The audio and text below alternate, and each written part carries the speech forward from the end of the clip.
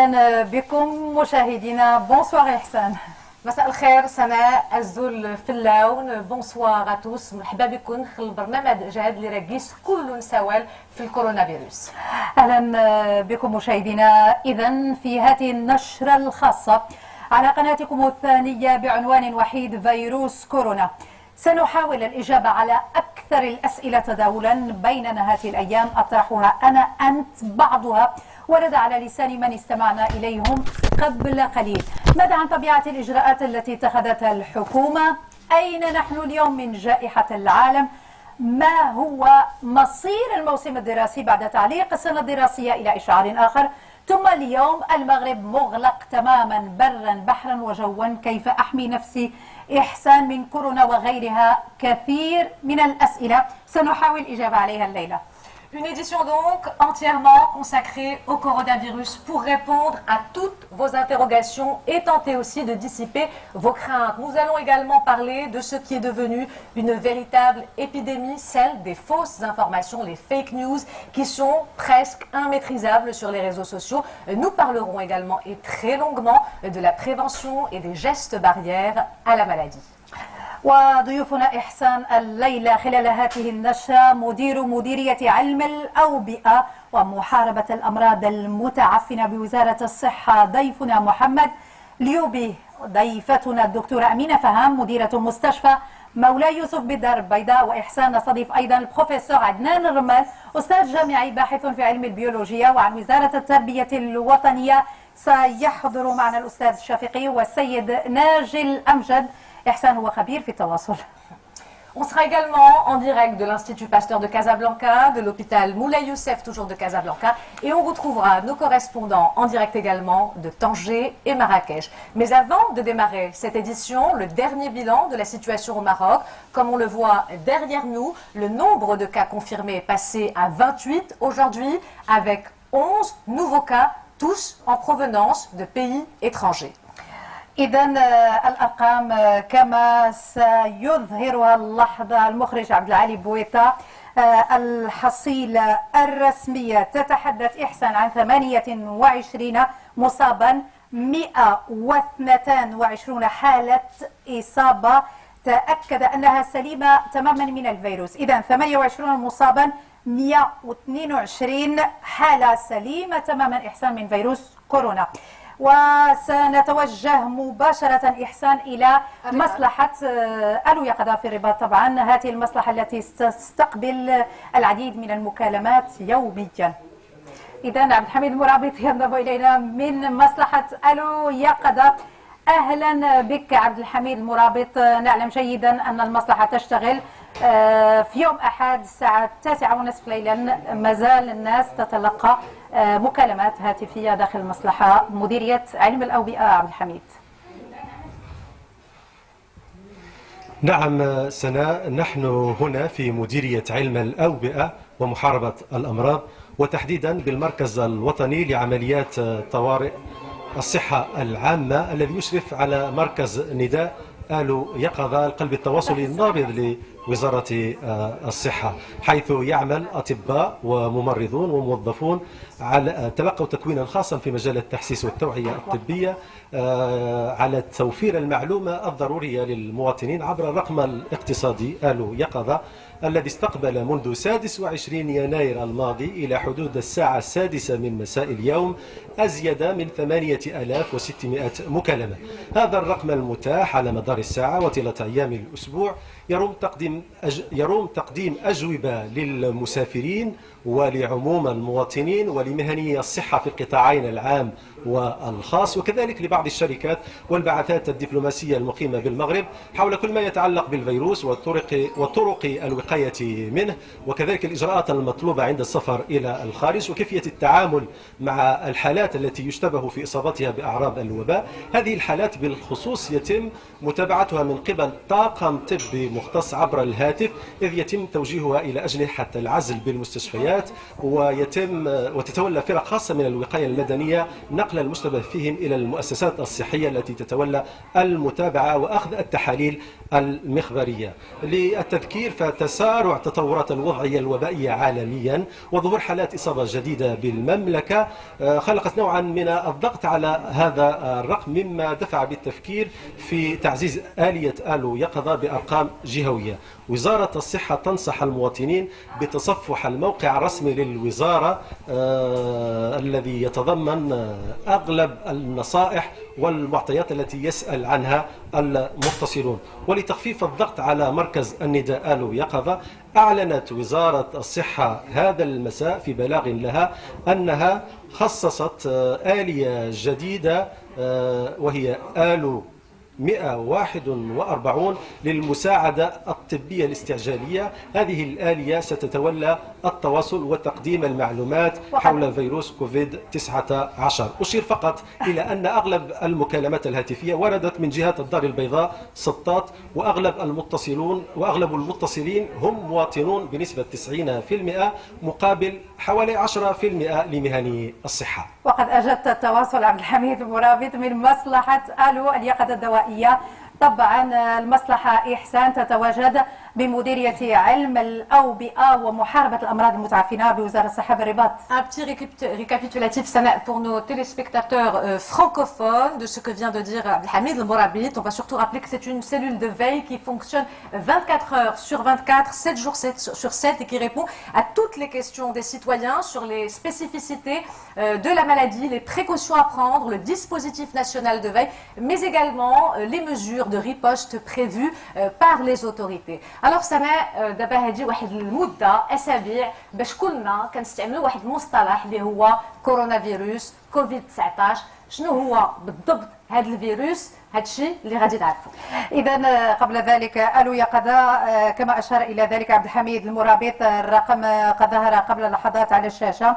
هذه المصلحه شكلت قبل 5 أسابيع كما أشار إلى ذلك إحسان عبد الحميد المرابط. رقم استعجالي جديد وضعته وزارة الصحة هو الرقم التالي آلو 141. إذا آلو 141 للمساعدة الطبية الاستعجالية. وكان أعتقد إحسان أننا احترمنا المعيار ديال المنصوص به مسافة الأمان وغنتوقفوا عند هذا الفيروس اللي فيروس مستشد. اكيد احسان بعد حديثنا جميعا شنو هذا الفيروس؟ نادية اليوبي ستجيب عن هذا السؤال. احسان.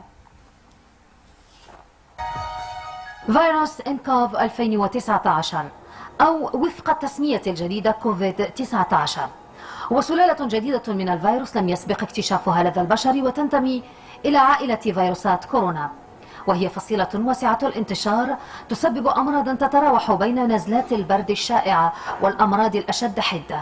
منظمة الصحة العالمية عرفت كوفيد-19 بأنه مرض معدٍ، وتماما كالإنفلونزا تعد الفيروسات التاجية التي ينتمي إليها كوفيد-19 من أمراض الجهاز التنفسي، ويمكن أن تنتشر عندما يسعل المريض المصاب أو يعطس، حيث يهاجم الفيروس مجموعتين محددتين من الخلايا في الرئتين وفقا لعلماء الأحياء الدقيقة، والذين فسروا بالقول إن إحدى هذه الخلايا تسمى كأسية جابلت سيل، والأخرى تسمى خلية هدبية سيلييتد سيل.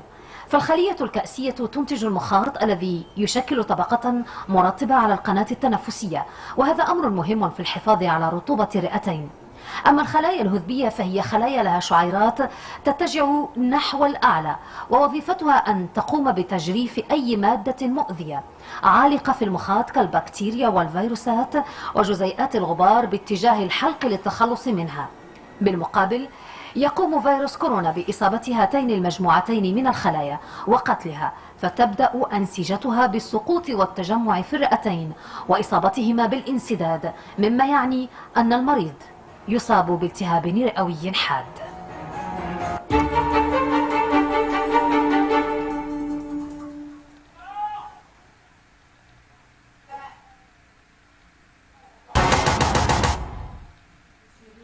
Ce virus, il est difficile de distinguer le vrai du faux. طبعا إحسان لأنه مستجد غريب، خبر سريع الانتشار، كثر القيل والقال. سليمة بن عبود توضح الصحيح من الخطأ. La source du Covid-19 est la chauve-souris. Impossible de l'affirmer pour le moment. L'origine géographique du coronavirus SARS-CoV-2 est connue, ce marché de Wuhan en Chine où sont vendus des animaux sauvages. Les scientifiques ont constaté une forte parenté génétique entre ce virus et des coronavirus prélevés sur des chauves-souris. Ils estiment qu'un hôte intermédiaire l'a transmis à l'homme comme c'est souvent le cas. Pour le SRAS en 2003, la civette avait été identifiée comme porteur intermédiaire. En ce qui concerne ce coronavirus, le pangolin figure actuellement parmi les principaux suspects puisqu'il est porteur d'un virus au profil génétique très proche de celui dont il est question aujourd'hui. Les enfants sont moins touchés. Vrai. En effet, jusqu'à présent, à travers le monde, les enfants de 0 à 10 ans n'ont presque pas été touchés par l'épidémie de Covid-19. Selon une étude du Centre chinois de contrôle des maladies, 1% d'enfants de moins de 10 ans ont été contaminés, à peine plus pour les 10 à 19 ans. Et parmi eux, aucun cas sévère ou critique. La communauté scientifique avance l'hypothèse d'anticorps chez l'enfant plus résistant à la famille des coronavirus. Cela ne signifie pas qu'ils sont immunisés, mais que les symptômes sont moins sévères, voire inexistants. Pour ces raisons, un enfant reste vecteur de transmission de Covid-19 aux adultes.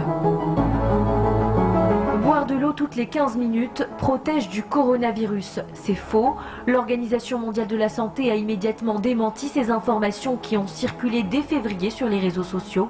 L'OMS, sur son site et sur son compte Twitter, a écrit « Si rester hydraté en buvant de l'eau est important pour la santé, cela n'empêche pas d'être infecté par le coronavirus ».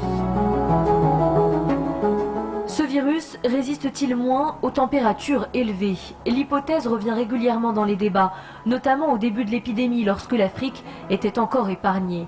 De façon générale, les virus, quels qu'ils soient, sont stables à basse température, mais au vu du nombre d'infections enregistrées dans les pays du Moyen-Orient, la température pourrait ne pas avoir d'effet sur le coronavirus. La question est actuellement étudiée. En attendant de savoir si les beaux jours auront un effet sur ce virus, les mesures d'hygiène restent le seul moyen de limiter la propagation.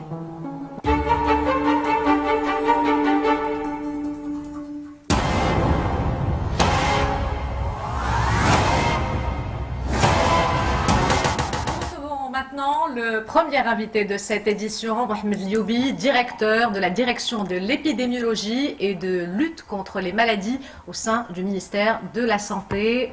Monsieur Lioubi, bonsoir. Bonsoir. إذا إحسان درءا للخطأ بحثا عن الصحيح واليقين يحضر معنا الدكتور ليوبي. مرحبا بك. أولا بعد كنشكرك لأنه مع كثرة ندوات صحفية للبلاغات وزارة الصحة هذه الأيام مشغولة وتحت الضغط، كنشكروا أنك حضرتي معنا المساء.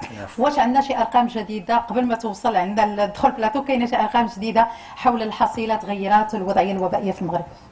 لا، الحصيلة ما زالت ما تغيراتش من بعد البلاغ اللي صدر اليوم. فالحصيلة لازلنا في 28 حالة مؤكدة بطبيعة الحال، فيها الحالة اللي تعافت وغادرت المستشفى، وفيها الحالة ديال الوفاة اللي كانت تسجلت، والحالات اللي علمتوا عليها ديال أنه كيكون حالات محتمل الإصابة ديالها طبقا للمعايير اللي حددناها في نظام الترصد الوبائي، ولكن استبعدات من بعد أن النتيجة ديال التحليل المخبري أظهرت بأنه سلبية بالنسبة لسارس كوف 2.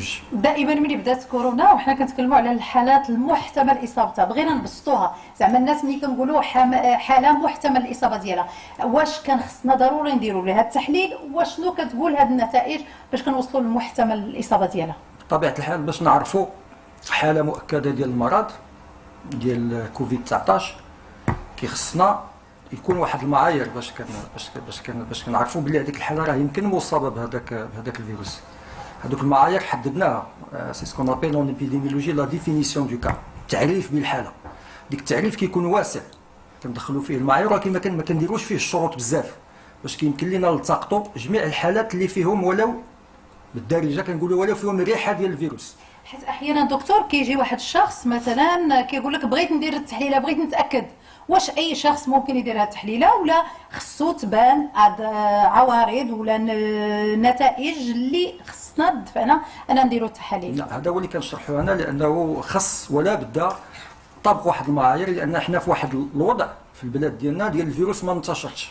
الفيروس كيجينا من برا، ان باش يجينا من برا خصنا واحد المعايير ديال انه اولا الشخص يكون جا من برا، من الخارج، وجا من المناطق اللي منتشر فيها الفيروس على نطاق واسع، وهذه المناطق هي كتوسع يوم بعد يوم، وعاد يكونوا اعراض ديال التهاب ديال الجهاز التنفسي. فاذا هذا وقت انه انتشار الفيروسات الاخرى، ماشي اي شخص سعل او اي شخص جاته الحراره فراه كورونا فيروس.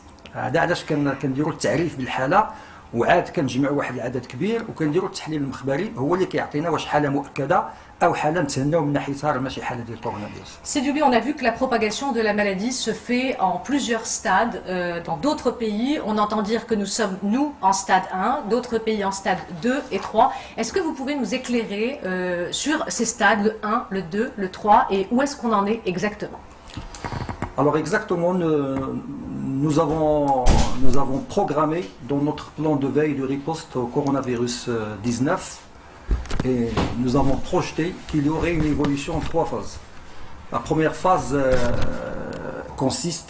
consistait en l'absence de cas et en l'enregistrement de quelques cas importés de l'étranger. Et donc c'est la phase dans laquelle nous